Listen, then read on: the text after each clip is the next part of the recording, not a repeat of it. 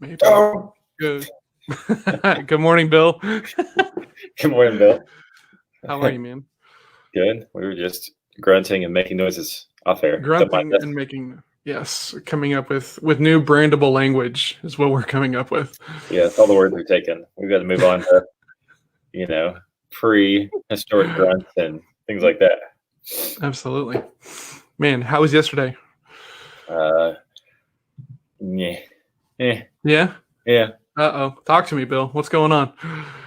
I just the weather's messing with my head. I can be honest. It's nothing else with the weather. Like in this time of year, I have a tough transition getting my brain back locked in because I love sun.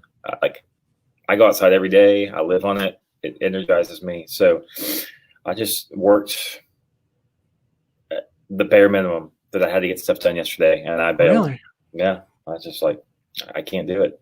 Yeah, I Are can. you But so when you're in the middle of that, are you aware of it? Are you aware that do you feel trapped? Like what does it feel like when you're dealing with that and you're trying to make it productive? morning, Ann. Good morning, Ann. It feels like a lack of focus. Like my brain can't attach to something. Like it's a little bit floaty. Like you're trying to attach to a concept and can't quite get there, right? Oh man, Gabe's ready to get turned up. Hold on, yeah, we gotta get this into there. Holy crap, this is awesome. Gabe just came in here with a firestorm, just like ready to get turned. Yep. I think that's what the kids call it. Good morning, Michelle. Hey, Michelle, good to see you. Yeah, so it just feels like you're in school and like you didn't want to be in math class and you'd be trying to learn a concept anyway, but your brain just wouldn't cooperate. Like you'd just be like, yeah, I know I'm supposed to do this, but I just I can't get there easily. And So is it because I'm trying to think about how this shows up in my world, right? Because like I'll finish a task and I won't have the next task locked and loaded, and then I'm like, what should I do now? Yeah. Right. And then when I hit that thing, like this shrug is like super dangerous, right? Because this is like, let's go find something to do. And It's never going to be like the next thing on my to-do list because, maybe there's some social I need to engage on. Maybe there's a new email. Maybe there's a text, you know what I'm saying? And so when that pops up in my world, it's like, I'll be meaning, okay, cool. I'm going to go do this thing over here. And all of a sudden I just look up and I'm like, wait, this isn't what I was supposed to be doing. Right. And then I had to like kind of stop myself and think my way back. Does it feel like that for you? Or is it just like one of these things to where like you're just feeling antsy and then it's just, I gotta. No, it's much more like I know I could push through this if I needed to. And I do that sometimes because I just have no other choice. I have to get the work done. It's due. Yeah. And when I have that situation, I'm not happy with the work afterwards because it doesn't feel like my full brain power was in it. And it's like, it's done, but I could have done better. And it's, but when it's not due like today or tomorrow, I have this like just, PS4,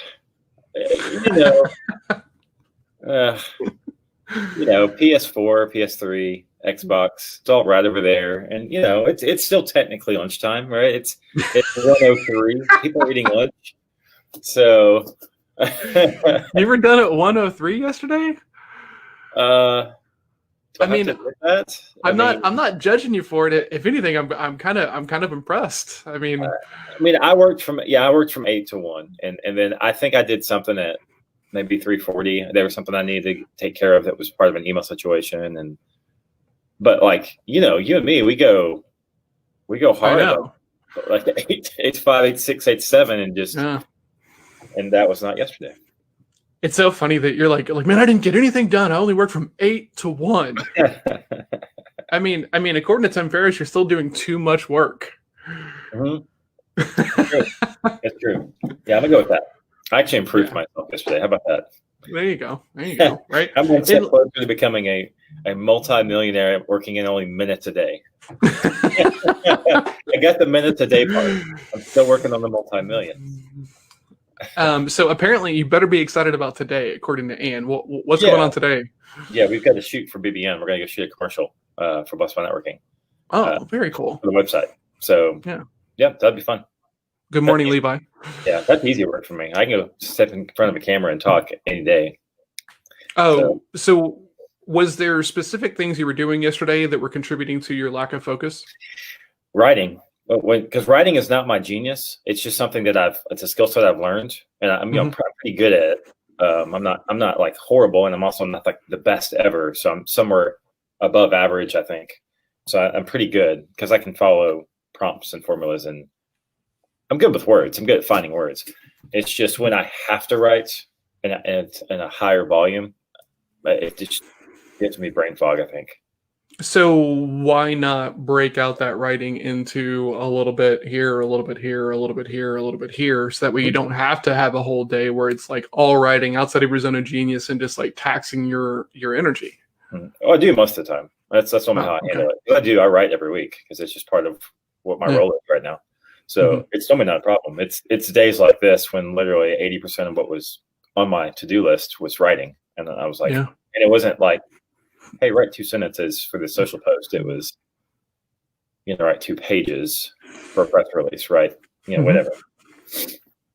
So, and I went so far as I went to what are they called? Office hours. So BMS has office hours. And so it happened to be yesterday at like 10:30 or something. And I just written a press release, and I was like, hey, I'm going to go get on the office hours and have them review my press release. So it was good because I got some really good feedback on it. But it was in my mind, it wasn't, I'm going to go improve this press release. It was, I'm going to go not write for at least 30 minutes. Let me go eye out a little bit. Yep. So. And right? It takes a long time for me to write too, but I am awesome at talking. My job should be professional talker. LOL. I mean, it's funny. There's a guy named Doc who I met on one of the sumo bike rides, and he actually has a quiz that you take, and what it does is it shows you what your zone of genius is as far as like producing content, and it's really, it's really interesting, right? Because we're building out a course that's going to go along with the book, and we're trying to figure out like how we want to do it. And my go-to is to go write. And I know that everybody wants the Loom video now with the little face down here in the corner and the talking points and the slides. And I'm just like, I don't want to do this at all. Yeah. And the guy that I'm working with was like, hey, we can charge a little bit more for it if it's like a video course. And I'm like, how much more are we talking about here? And he's like, probably 30. Like we're probably talking about moving something from like a $30 price point up to a $50 price point. And I was like, not worth the $20, man. Like let's just get the first round of this thing done, and then we can improve upon it later, kind of deal. But if like that kind of pressure of like, hey, let's put, it's odd to me that I do this and I don't get worn out by it, right?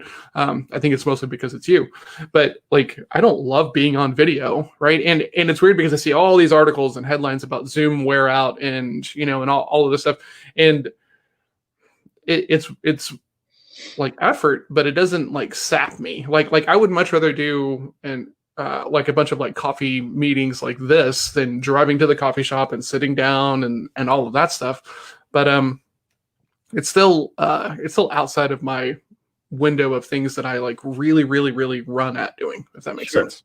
Yeah, for sure. It makes sense. And because I'm really, really like video is really easy for me in that it doesn't tax me from an energy standpoint. And I think that's why I like Marco Polo a lot, because I would almost rather Marco Polo than text somebody, because it's so much less effort for me to try and figure out what words to use and how to create some tone in the text than just to say what I mean and be done with it. It's so interesting now to me, because as a salesperson, I like the vocal aspect of conversation, right? Because I want to control the tone, right? I talk about this with everybody I talk to.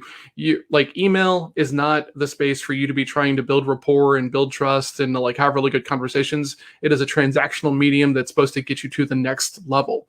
And as a guy who enjoys texting, I find myself, it's super easy for me to go write like a very long, detailed email that nobody's going to read, and there's this kind of like weird dichotomy. I would rather write, right, and do all of this stuff. But like as a salesperson, I've got to be able to communicate verbally because of the tonality and the cadence and all of these things. I mean, most of communication is nonverbal, right? And inside that nonverbal is your tone, it's your cadence, it's your all of that stuff. The actual words that we're saying are like less than like I think like 7% of the whole view of it. So, but what's interesting now is now that we've got emojis and emoticons and GIFs and memes and everything, right? There's like now this kind of like medium between these two things. There's the verbal and the written, and then like you can do a lot now actually to impose tonality into your messages. I mean, I think you were the person who told me to start using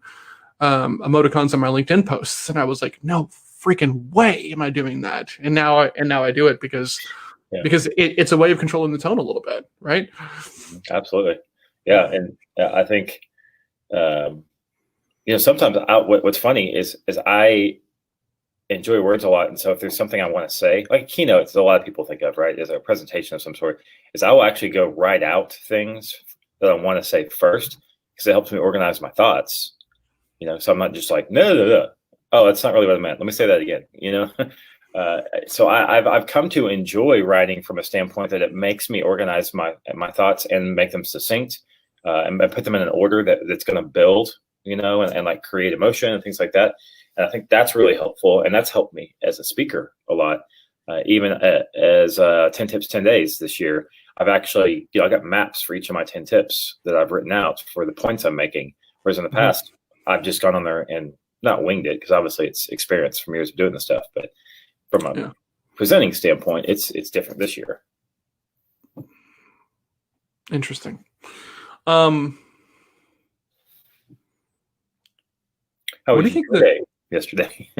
Well, my day, it was kind of interesting, right? Because like I've had these couple of weeks where I've been trying to get done early so that way I can have time with the family, or like some like unwind time. I've been doing some gaming in the late afternoons and stuff.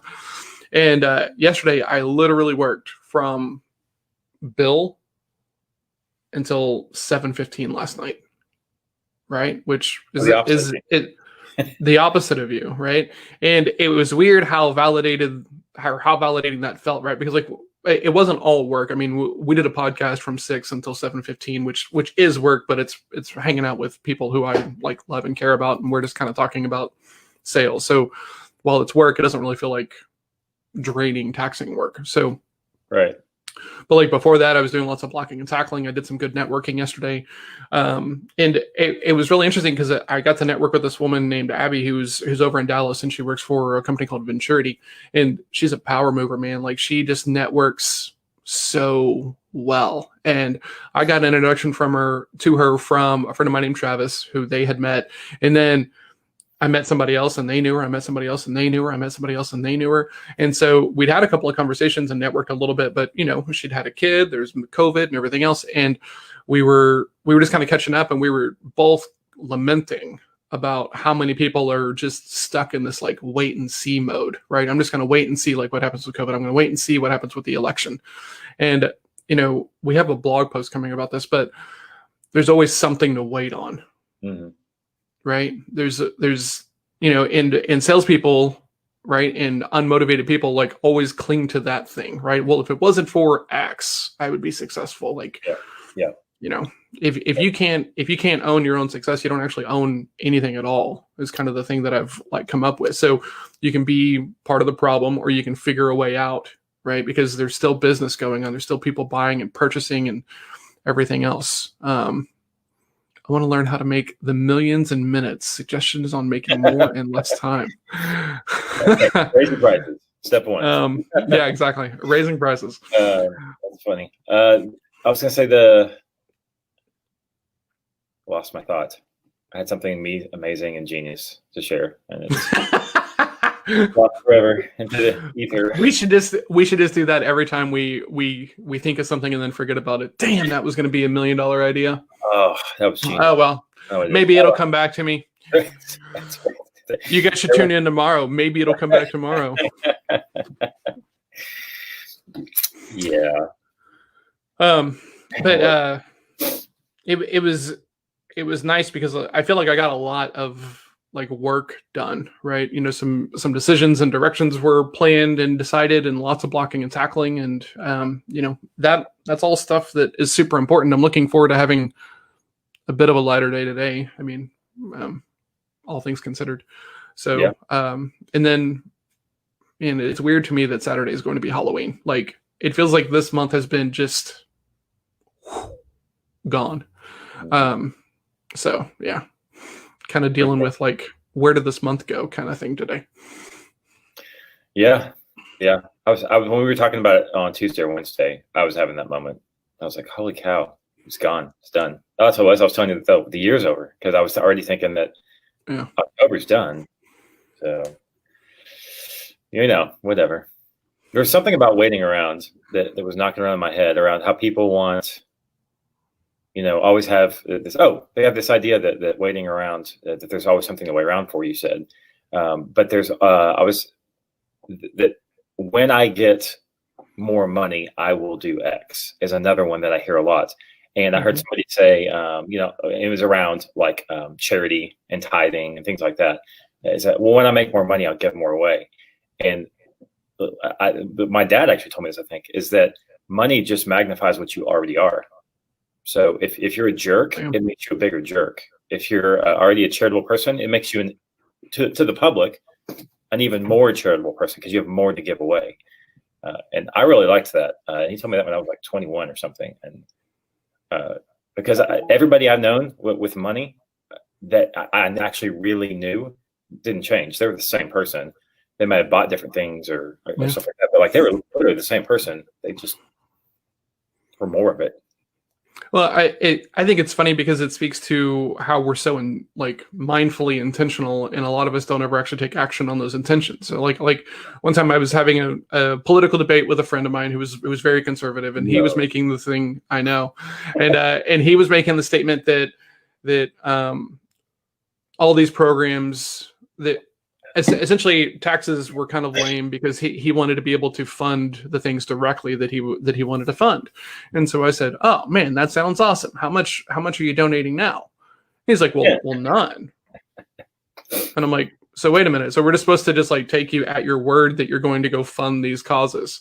And he was like, yeah. And I'm like, okay, I don't think anybody believes you or anybody else who has that same sentiment, which is why we have taxes and these programs in place. And largely the conversation didn't go anywhere after that. But we all mean to do the right things, but how often are you actually taking the steps to go do that stuff? It's crazy that we're the most like advanced like species on the planet, and like if we don't have it like right here in front of us on a very consistent basis, it like might as well not even exist. I was journaling about that just this morning. Yeah. I think there's a Gandhi. I think it's a Gandhi quote. It says that you are your actions. That's who you are. Yeah. You are what you do, not what you intend to do. Yeah. Well, one of my favorite sayings is that your actions express your intentions or your real intentions. Right. I like that a lot. Your actions express your priorities, because you could have lots of great intentions but never do them. But your priorities are the ones you actually end up doing. Absolutely. Well, and it's funny, when I was in Kung Fu, we kind of had this line that said, hey, there's always a reason not to come. There's always a reason not to go to class or to do the hard thing or to go to the gym or to go to bed early, or, there's always a reason to do anything else, right? How, in the way that I think about it now is like, do you have it in you to do the discipline thing, to do the thing you should be doing, as opposed to the thing that's like the easy thing to do? Yeah. Which, sometimes I do and sometimes I don't. And sometimes not to bust your chops too much, but sometimes we stop working at one, which, that it does happen, right? If I did that on purpose, I'd be patting myself on the back, but man, and it's so funny because like, if that was your bill bet for this week to be done at 1 on Thursday, like that would be a substantial bill bet. And the fact that you did it on accident, you're not mad about it. Hey, we should all just be Turnt, Gabe. Yeah. That's really what we should be working on. Oh, so you were going to be okay with it, and then you saw Gabe's Turnt comment, and you're like, I cannot let this stand. I must be furious with myself for not working the full day. I get really tore up by it. I'm really just taking it really hard, Yeah, it was more of me understand. It wasn't. I didn't care about the 1 o'clock part. It was more understanding. I was in the moment, going, I'm in a spot right now where my brain does not want me to do this work, and I need to figure out. I'm either going to just check out and give in today, or I'm going to figure a way around it. And I chose option A.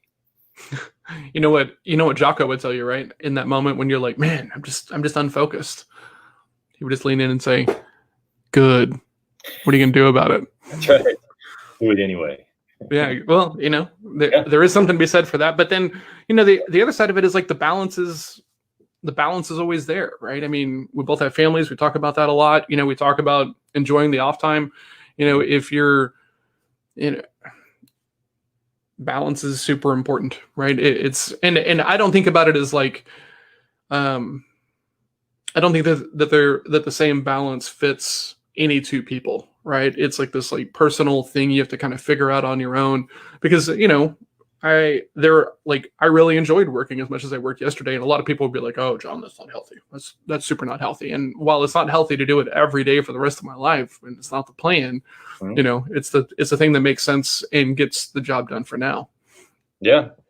I mean, once again, everyone has different motivations and things they want to get done, and if you have a family, you got to make sure that what you want is healthy for what your family wants, and vice versa. Because you can definitely be like, I'm going to work and I love it, and then your family's like, stop working. Yeah. So then it's not healthy for your family. So you got to strike that balance where everyone can find the middle ground that's happy. Yep. Otherwise it's just a selfish thing, which a lot of people do that too. Well, I think I have a friend who was trying to be an entrepreneur, and I know a couple of guys like this, and they're in very long-term relationships, and their partners don't like the boom bust kind of like cycle of being an entrepreneur. And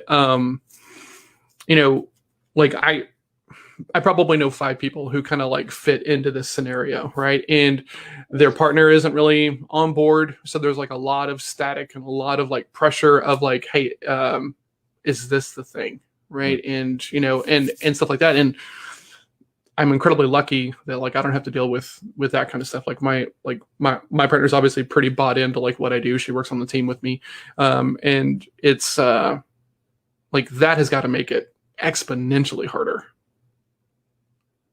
Yes, it does. I mean, I didn't want to say that like you're one of the guys who I know who's like in that group, but since you said it, yeah, I am. I can't, and I at times take it for granted without even really thinking about it. But like Melissa is just so supportive and bought into like everything that I do. Right. It's odd because thinking about like my life now versus like my life for the majority of our like relationship together, like I was gone every Monday night, every Wednesday night, every Friday night, and most Saturday mornings to go like do Kung Fu. Right. And it wasn't just like, I mean, it started out as 1 hour and then it was 2 hours as I moved up. And then it was 3.5 hours as I moved up again. So like 3.5 hours, 2 times a week. And then Friday nights and Saturday mornings. I mean, I was gone a lot, and and playing poker. Yeah. Because like on Tuesday nights, I would go house cat, which means like the house would put me in there to kind of generate action. And I'd play in that game from 8 o'clock until 2 or 3 or 4 in the morning, and then get up and go to work the next day and then go to Kung Fu that night. And like all this time I'm telling myself I'm getting enough sleep. I'm one of these guys who doesn't need 7 hours to 8 hours of sleep, and then I would drive home and like fall asleep at like red lights. Mm-hmm. Like just kind of like doze off, and then like the horn honk would like wake me up, and then I would continue driving. I mean, good Lord, like the things I was telling myself to keep up the charade was pretty crazy. Charade. What am I doing? Like, I mean, you're pan today? I don't know. Charade sounds charade. It's funny. Clint was in town a couple of weeks ago, and so me and him and Al met for some beers and some food, and they hadn't seen me in person since having the beard and having the longer hair. And Clint just sees me and he goes, "You look British as fuck." I was like, what does that even mean? All you need is a tweed jacket, man. It's done. I was like, man, I can rock a brown cardigan, right? I mean, like we can go do it. So So what we did learn, besides so many other things in this last 3 minutes, is that it is indeed true that Melissa is a saint. Oh, yeah. I mean, she's platinum level. Yeah. Miles. I mean, all the kung fu, right? And then all the business ideas. And she just is just like along for the ride. And it's so funny because as the relationship kind of like shifts a little bit from just like being partners to like working together, she's doing a massive edit on the book. And I went to her and I was like, hey, when do you think this will be done? Because now that I don't have like direct impact on it because it's her and the book coach, like I'm kind of like, cool, like where are we, right? I just need updates. I'm not trying to micromanage anybody or anything. And she goes, so last Friday I said, hey, when do you think this will be done? Because I'd like to share the edited version. And like the eyes got really big, and I was like, now wait a minute. I guess we got to have the same talk that I have to have with everybody. When I ask this question, I'm just wanting to know when you can have it done. It's not, can you have it to me today? Right. And she was like, well, now I feel like I need to work on it all weekend. I was like, that is not what I'm saying. I just want to know, when do you think it'll be done? So that way I don't have to come bother you and ask you about it. I just need to close this loop.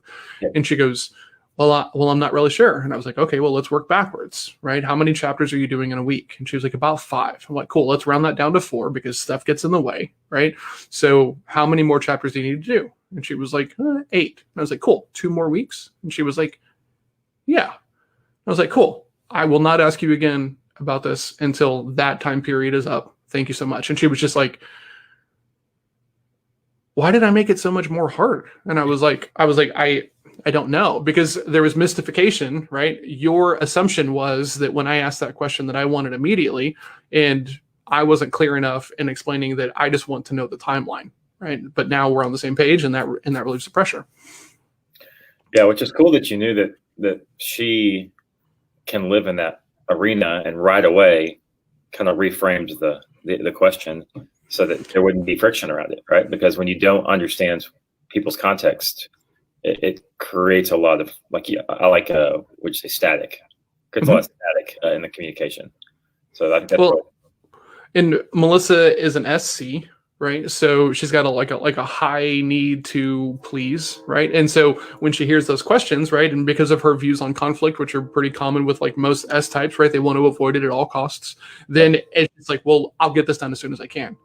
Okay, let's not rush it. How do we want to do this thing the right way? So, but yeah, man, all in all that to say, she's amazing, and I way outpunted my coverage and is way more supportive than a lot of other people in committed relationships who are entrepreneurs who were just kind of like waiting for a payday or waiting, like I mean, I'm very lucky. So is what that comes down to. You chose well. I will say, I don't know if I've talked about this on here. So Melissa and I met in a restaurant. I waited on her. The story is kind of funny. She has red hair. She was drinking a beer. I said, do you want another drink? She said, yes, but I don't know what I want. I said, well, what do you like? She goes, what do you like? And I said, well, I like redheaded sluts. And her friends like smacked her and said, they're talking about you. And she was like, I guess I'll drink one of those. And so like she got the shot, drank it. And it's a terrible shot. I was just saying it for the joke. And then at the end of the meal, she was like, hey, if you can say that to me, we should hang out. And so then she was less inhibited because she'd been drinking a little bit. And so then I was like, man, I want to hang out with this woman. So I literally called her every day for 8 or 9 days and was about to give up when she like finally answered. And she was working a lot and working doubles and trying to save money and everything else. So it kind of made sense. But that persistence at the front of this thing is like why we're here now, because otherwise it wouldn't have happened. Wow. Yeah. That's a sales lesson too, right? Persistence. My follow-up game's tight. Yeah, that's right. And if Melissa didn't know from that you were a salesperson. I mean, at that time I was just enthralled, right? I was like, man, that gets it, funny, doesn't take stuff too seriously, attractive, found me somewhat attractive, which was nice at the time because, I just now grew into these lips and ears like last week. So, it was just nice. And, it's interesting because like, it doesn't really feel like it's been 17 years, right? But we've been together for a very long time. And most people don't make it out of relationships that start in their 20s because you don't even really know yourself. We've been really lucky and, learned a lot along the way. But it's amazing to have that person like on my team as far as like all of this stuff goes. And then like on my team to like actually help me get it all done. It's super nice. Yep. So our BIL bets for this past week, I think we both picked some pretty standard ones, right? I mean, it wasn't big. So I mean, I know I'm on pace. Yeah, I'm good. Honestly, I've been getting back into my routines of using my unified inbox. I've been trying to be gratitude focused in my journaling, and those things are going well. I did miss journaling last night. It was very odd. We got done with the podcast at about 7:15, ate some dinner, and then was just like sitting on the couch, and I fell asleep so hard. I missed Alice's bedtime. I missed all of these things. And then all of a sudden, like Melissa is just kind of like nudging me, like, wake up, go to bed. You're snoring, go to bed. Go. And when the minute I close my eyes and there's like a little bit of sleep, I turn into like the grumpiest like diva on the planet. I'm just like, no, I'm not going to bed. I'm fine here. I'm awake. And then I'm asleep again within like 30 seconds. So, I finally like woke up enough that I'm like, okay, I'm gonna go to bed. It was like 11:30, and I was just too wiped out the journal. But then I got in bed, and I'm just laying there feeling like something was incomplete for the day, and it was and I knew it was the journaling, and I was so happy about the fact that I was feeling the remorse of not doing the action that I've been remarkably consistent at. So, got up this morning, I journaled a little bit extra, and we'll get back on track today. In that instance. If you opened up your journal and wrote down thanks or something like, right, a grateful word, and closed it, would that close the loop in your head? I don't know, right? Because like I'm pretty familiar with like the micro habit idea, the James Clear idea, and the entrapping yourself and doing and I do a lot of that stuff. There are some days where the mind is just going crazy, and I'm feeling more like I need to go spend time with the family, right? Or Melissa, because like Alice is already asleep, and I won't write the full page, right? I'll write half a page. But at this point, I think that just kind of like opening the journal to write one word and then closing the journal wouldn't close the loop for me. It would just be like, that was a bullshit check of the box, John. Stop that. Yeah, but I think that there's two layers to the micro habit. I think there is the let's keep the habit, micro habit. So you do something so that you check the box, because that is a thing in your brain. You need to check the box. Yeah. But the second part of it is, can I accomplish the work, or not the work, let's say it differently, some work, and be satisfied with a micro amount of work and not go, that was bullshit. That was just a shorter session today. Like working out, right? Like I might do it's 10 minutes because I just don't have it in me today for a workout. But if I do a 10-minute HIIT routine, I'm to a spot now where I can go, good job. You got in an actual workout today. It's not as much as you'd like, but that was a real workout, Jake, and that's okay. I think that has its place for sure, right? And at this point, I think I've journaled every day. I think I've journaled twice a day for probably 60 or 70 days in a row now, right? And I've journaled at least once a day for probably like 120, 180 days now, like probably as far back as March. So it's like, I'm no longer worried about solidifying the habit or making sure that I do it. It's now about like the mindfulness that goes along with that, right? So if I'm shooting for the mindfulness of this, and I'm doing a very abbreviated version just to check the box, I don't think I'm going to get that same benefit out of it. So I would rather, right? There's a reason why I'm not sleepy. So I would rather just go get the sleep and start again tomorrow. Yeah, that makes sense. On that workout metaphor, would be like, I need to get my heart rate above 150 for 10 minutes, and I only did 4 minutes. So that doesn't accomplish what I need. So yeah. Right. Anne says that she wants to know Melissa and to introduce them. And this is the hardest thing to say, but she just doesn't like most people. Well, okay, sorry, hold on. It's not that she doesn't like most people. She just doesn't go out of her way to make relationships with people. It was funny. We were talking at dinner last night, and Alice said, or Melissa asked Alice, "Hey, do you think you're a people person?" And she goes, "Well, I think I'm a little bit like you, but more like Dad." And I was like, "Do you think I'm a people person?" And she was like, "Oh yeah, you're a people person." And I was like, "Well, why do you say that?" And she goes, "Well, I made a new friend today on your call. So, you're talking to new people. So, you've got to be a people person." And I was like, that's interesting, And so we didn't go too much further past that, but it's like, this is adjusted behavior to the things that I need to do to go do the things that I want to do, if that makes sense. Yeah, which is interesting because I think you're somewhere in the middle. Because I think you love ideas, and ideas come from people. So you have to talk to people. Yeah. I mean, I don't have the same reluctance that Melissa does, right? Like, I mean, she worked in the bookstore for 15 years before coming to work on the team, and doesn't maintain relationships with anybody from that bookstore except for her family that she worked at, and I can't baffle that. Like you and I are still friends. If I still had Tamara's phone number, I would still be friends with her, right? I still talk to Jose occasionally, I mean, the guy who helped me put on my roof rack last week was this guy, John Lopez, who I worked with my very first sales role, right? And you're setting yourself up for failure, ma'am. I mean, she's just not wired that way, right? And it used to be the most frustrating thing on the planet, because I'd be like, "Let's go out."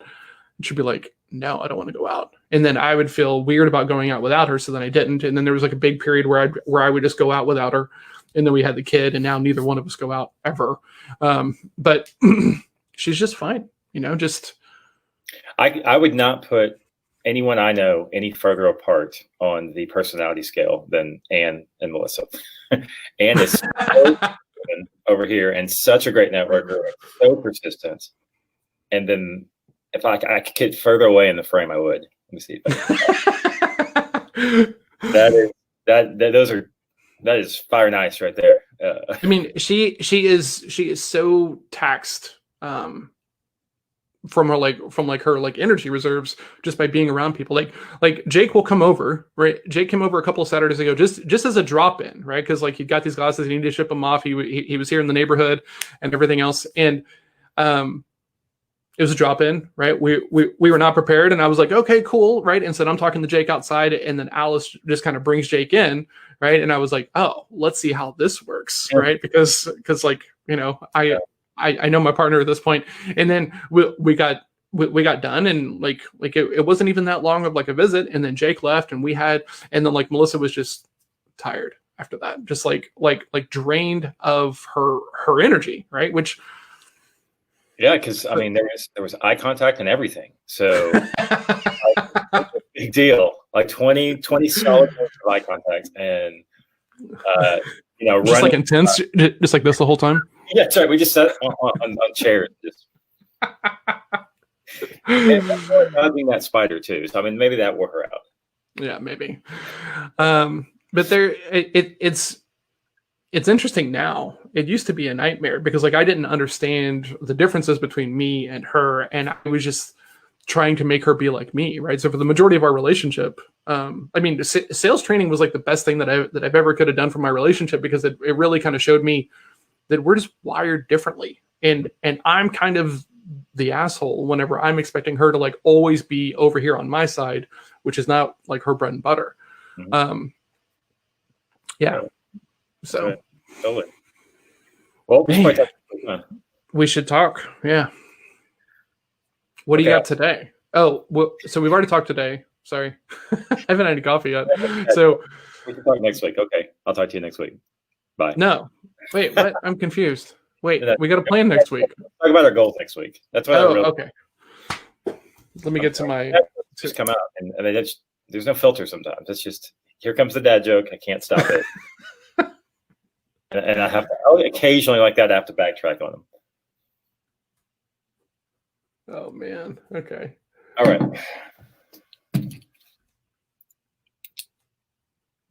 So let's talk about this actually, Okay. because it's a part of my goal next week. I'm running out of obviously I've got follow up and continual things I'm doing as far as doing asks for the podcast and doing things to get people in an email list. Really, I'm just trying to get people either to talk to me or to get on an email list, because that's the game. And I've done a whole lot of like ground game stuff where I'm going for my own circles, and then I head to my close friend circles, and then I get introductions and head to their circles. But that's slow work, right? That's very intentional, slow work. I'm trying to do a better job of creating things that will attract the right people, right? That's kind of the whole marketing game to get there is attract the right people versus chase down. They're both marketing, but one's far, far less scalable. So the challenge that I've run into, and I've had this challenge all year long, even into last year as I was trying, and you and I have talked about this off the air. And of course, I'm talking about niching, because that's what I always talk about. If you're ever wondering what Jake's talking about, just guess niching, and you'll be right 50% of the time.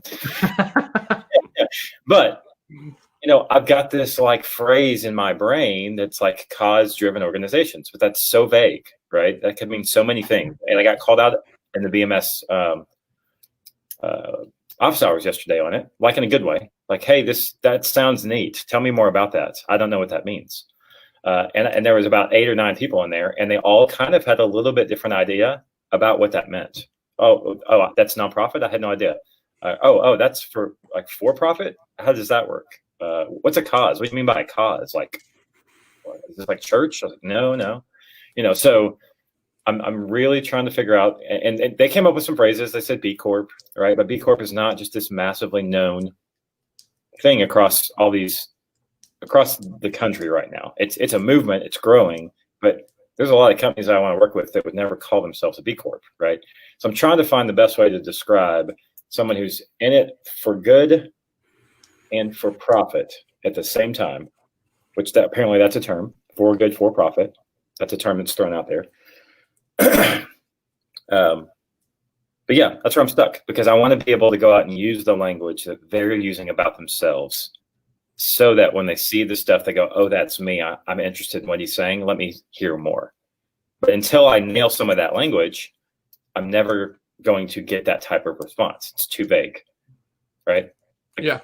Because, like, for example, the one I use all the time, because she's just such a great example, is Sherry Garcia with Cornbread Hustle, right? She has a staffing agency. It's a for-profit staffing agency, but her only clients are people coming out of prison. So it's like a second chance HR staffing agency. She's for profit. She's for good. So she did not call herself B Corp, cause-driven, for-profit, for good. She calls herself a unique staffing agency. That's how she thinks of herself. We're just unique. We're different than other staffing agencies. So that's my big rock I'm trying to break. And have been asking for input from a lot of different people. And I was like, you know what? I should ask the morning family if they have any thoughts on that.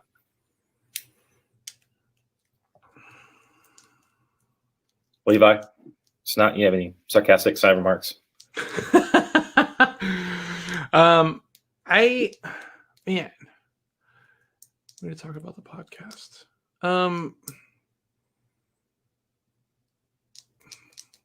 I don't know, honestly, right? And I'm trying to think. Don't say that. That's my answer. Well, this is super important, right? Because this whole thing ties into everything else, right? Like if you are trying to market to barbers and you're using terms that are only applicable to stylists, you're missing the mark, right? So, I mean, this is the hardest part about marketing, in my opinion, right? Is once you figure out who you want to serve and who you want to help and why you're able to help them, how do you talk to them in the best, cleanest way possible? This guy Jeremy, who's a good friend of mine, he talks about this. He talks about this thing called the goat herder test, right? If you're writing copy and you can change the title of the person that you're trying to talk to with goat herd, and the sentence still makes sense, you're not being specific enough. And I think about that all the freaking time, man. Like it's such a great, clear example of your copy should be so succinct and targeted that it almost shouldn't make sense for anybody else.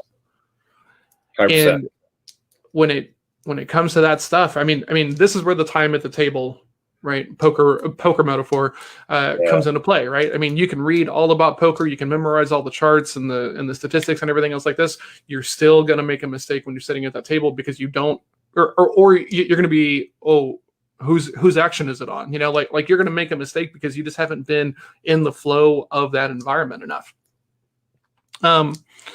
Man, as far as what to call it, I don't know, right? So let's talk about this, right? Because you know that I have a thing that once adapted growth is at $15K per month in Sales Lab, which is my public and private coaching deal, that I want to start figuring out a way to get journaling into schools, right? And that might just be directly to parents, or it might be creating a nonprofit and working with schools that way.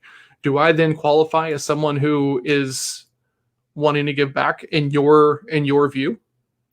Technically, yeah. I'm just looking for non-solo. I want people with teams, but yes, that you would then fall into that bucket of if it's assuming yes, you are going to make money and then donate a large portion of it. That's for good, for profit. It's because you have a specific people group that you're trying to improve them. You're trying to help them. You're trying to lift them up some way. That's the for good part. Yeah. You know, and like, I don't run around thinking that I'm cause driven. Right. And I know that that's how you've been referring to it, you know, and so it's funny that you bring this up because like, I've been, you know, thinking about like how we're going to do this thing with the journaling eventually, whenever we get there. And, like, I don't know that I have a label for that. Right. Because like I'm trying to think about like what I would call myself, right. In that spot. Right. Well, we're not here yet, but once we are, the plan is to take 25% and invest it into journaling programs for schools. Okay. Well-intentioned, I guess. No, I think the challenge is that there are certain industries, there are certain niches and sub-niches that don't label themselves. Like they don't make a point of labeling themselves. And I think this is just one of those niches. They don't specifically try and label themselves. They're just trying to do good things for people out of their profits. And that's where the B Corp movement came from, that's why from a label standpoint is the closest I've been able to find people that make sense. Right. See you, Ann. See you, Ann. Thanks for popping in. Yeah. Thanks for all the input. Yes. Levi, thanks for nothing.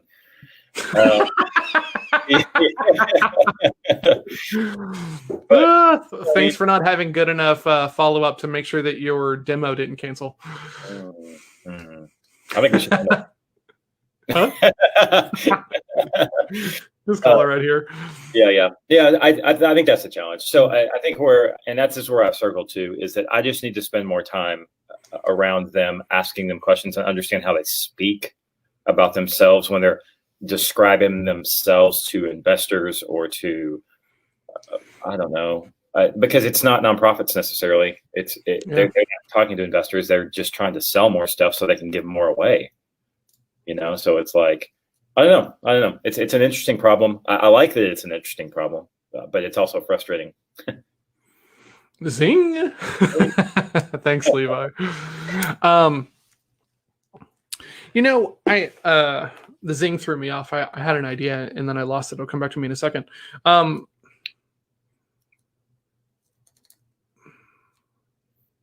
So are you needing this for content or are you needing it for targeting? Yes. That's fair. Like, I don't know how you target for this, right? And I kind of think that if you're not like waving that B Corp flag, right, and you're not talking about this stuff, then I don't think you have any identity about it. You know what I'm saying? Like us as entrepreneurs, like we have a lot of identity wrapped up in our like entrepreneurial stuff, right? And digital marketers have a lot of identity in this stuff, right? And jiu-jitsu people have a lot of identity in their stuff, right? I think at some level, just wanting to like give back and do some good in the world, like doesn't necessarily make that your identity, right? Because it's not like you're trying to like market to like nuns and monks, right? Who would have a lot of identity in giving back and being of service and stuff like that. So Yeah, but the identity is around the fact that they're using their business to fund something they care about, and that is very much identity driven. They spend their entire day working, knowing that the more money they make, the more they get to, like you get to put more journals in more kids' hands, the more money you make out of that. And that, while that may not be like your driving force, it's something that that's important to you and that you're passionate about. Otherwise, you wouldn't be giving that much money to them, right? Yeah. So that's from a marketing standpoint, that's the emotion I need to tie into to get you to listen to me most deeply. Now, I'm not saying I can't help you with adaptive growth, but then I'm just like everybody else, right? But when I tie into the journaling, it's like, oh, this guy gets me. He knows what I'm trying to do something good here, and he wants to help me with the good thing, and that means we're going to work up, in all of it, because he cares about, it's like anything else. It's tribal. Like they get it. We're all kind of tied into passions, right? Yes. So even if I'm trying to sell to someone who doesn't, let's say I'm trying to market to someone who doesn't have a charity that they're passionate about, but they're passionate about the business, I'm trying to tie into the passion they have about the business, not the business, to market to them. So wait a second. I think I might have just figured it out. Okay. So what if, as opposed to being the person who wants to work with these cause-driven organizations that already have a give back cause, what if you're the guy who comes in and helps them get to a certain level so that way they can actually do that? Right? Because I think that most people have this idea, and we're talking about it earlier. When I have more money, I'll do X. Mm-hmm. Right? When I have more, right? So we're all incredibly well-intentioned, but I think there's two piles here, right? There's a group of people that are already Court B, and they're already very, very, very clear about their give back and their cause and everything else like this. And then you've got this whole other group of people over here who are well-intentioned and want to do this, but they're just not quite there yet. Mm-hmm. Why aren't you working with these people? So that way, how do I find them?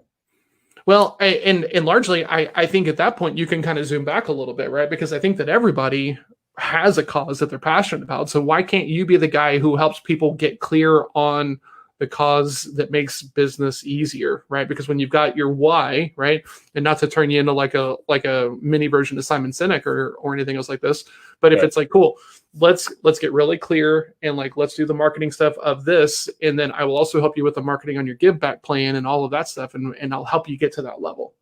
To me, that's a lot more value than somebody who wants to come in and help me market the company that I've built, and all of these things are already very well established. To me, that makes you just like everybody else. I think I understand what you're saying. I'm not trying to help them market the give back plan, if that's what you're saying. I'm trying to help them market the main business that allows them to give back. So, but I want to work with people who their intention or they are already giving back. Well, okay. So I only want to work with millionaire people who want to hire 15 salespeople, but that might not be the easiest thing for me to prospect for or get in front of. So where's the low hanging fruit, right? If all of these people have got well intentions, and I think that most people do, right? I think that most people who were, I can tell you what the low hanging fruit is. Where? It's people that aren't doing it but wish they could. So they're running a business. They have no give back plan. When they talk to us and meet us, they find out that's what we're passionate about. They're like, yeah, I want to do that someday. So help them do it now. We do. Once again, that's the point. We also turn people into that company. Mm-hmm. All I'm talking about is targeting to find more of them. Oh, targeting to find more. Okay. I want to find more and build more content so that I can run more leads through. Because that is we are working that game plan right now. Almost 9 out of 10 clients are those people. They are that we have the type of organizations we want to work with. They're just not as far along. Most 3/4 of them aren't as far along as our ideal customer, right? Yeah. They're in the building phase. They're not doing the give back yet. Okay. But the point is and it's like same thing on marketing side as it is on sales side. There are lots of really fantastic organizations that are making 5 to 10 million of top line revenue that are horrible at sales and are horrible at marketing and horrible at processes, and they just found a niche that worked really well, and but their processes suck, and we want to fix it. So I'm not worried about them already doing it and us not being needed. Yeah, I don't think that's the case at all, right? But why can't you be the guy who goes to those companies and say, hey, you probably have something that you're passionate about and would like to give back to? Oh, well, yeah, right? I would like to do X. Okay. Have you thought about bringing that idea into your company and making it something, and like showing people the way to do it? Right. Well, that's the key. I want to attract those people. I don't want to chase those people. Well, I can go find a bunch of them. That's what I'm doing right now. I'm chasing. Yeah. I'm going to find them. Hold on. Hold on. You need to change that terminology in your head, right? Okay. You're prospecting. When you're saying that you're chasing, you're kind of mentally putting them above you, and I don't think is super helpful to your mindset. So okay, yeah, that's not what I meant in my mind. So I'll change the word. I just mean they're not coming to me. I'm going to find them. What's wrong with that? Scalability. That's how big does it need to be? Well, I mean, there's financial goals, and then you back into the number of leads. You can back in. I have all that. Yeah, I have all those. Yeah, that's how I got to my numbers. Well, I get that, right? But I think that sometimes. Well, there's a personality difference too, right? I'm not interested in making 100 to 150 outreaches a day in my role, right? Yeah, I'm not saying you should be. But that's what it's going to take to reach the level of leads that I need. So. See you, Levi. Have a good one. See you, Levi. Have a good call. I'm interested in producing 10 to 20 leads that someone else on the team can get a hold of. Because that's my role. You could hire a VA and have them slam the calls. You could find someone to do cold email. There's any number of ways of doing it. I want to do both, because once I figure out the attraction side, there's a lot more automation to it. Whereas I have to hire somebody, and I have to have hours, and I have to have somebody on email and social and phones. And that's fine. I just don't want that to have to do that to stay in business. That's why you have marketing and sales, because you can, if your salesperson dies, you're out of business, right? I think it's so funny how diametrically opposed our views are on this, right? Because I feel the same way about marketing, right? Man, I'm hesitant to base my business around marketing, because if I'm only doing paid search and it's on Facebook, and Facebook just comes through with a big ban hammer and bans my account, even though I've been doing, and this happens all the time. How many PPC accounts have been shut down over the past 15 years just because somebody complained, right? And now it's happening in Facebook and stuff like that. And all these Facebook marketers who I know they're nervous, right? Because ad costs, ad costs are higher, right? But man, why? How is advertising different than marketing? What's the difference between those two things? Well, one's paid and one's earned and one's owed. The classic. There's different ways to market, right? Because I put advertising in as one part of marketing. So I'm talking about creating content that lives somewhere that people see, that makes them more interested, than puts them in an email funnel. Like organic style. You can do that anywhere, anytime. Doesn't matter what platform. It's changed from Reddit to Yahoo Answers to blog podcasts. It's over the years it's changed, but the process is the same. Whereas, and once again, I'm not diametrically opposed at all. Actually, I want salespeople pursuing. I want people prospecting on the phones. I just don't want, that's if they disappear, or if they all of a sudden stink at their job, or things like that. When the people disappear, the business stops. When there's no salespeople, they're a cog in the wheel of turning the business, right? And so if you remove the cog, then business stops. You even talked about it in the last week or two, is when you stopped networking, leads stopped coming in, and you were getting nervous. So that's a perfect example of why I don't want to just rely on that. I also want this happening, so that they're doing this together, right? These people aren't having to chase so hard. And these people aren't having to rely on, I'm going to close everybody on my blog. That's not going to happen. You can't do that. You need salespeople. So I'm trying to do both. And what I'm saying is, we're doing the sales part. I want to do more of the automated marketing part. And I can't really do it well until I target it in a way that people come see me. That's fair. That's fair. Well, we are like right at an hour, about to hit the restream limit. So we should wrap this for today, and then on Monday come prepared and talk about our BIL bets for the next week. Does that sound fair? Sounds great to me. Awesome. All right. Thanks everybody for tuning in. Levi, Gabriel, Ann, Michelle, everybody else. You guys are awesome. Thank you so much. And we'll see everybody on Monday. Cheers. Bye, guys.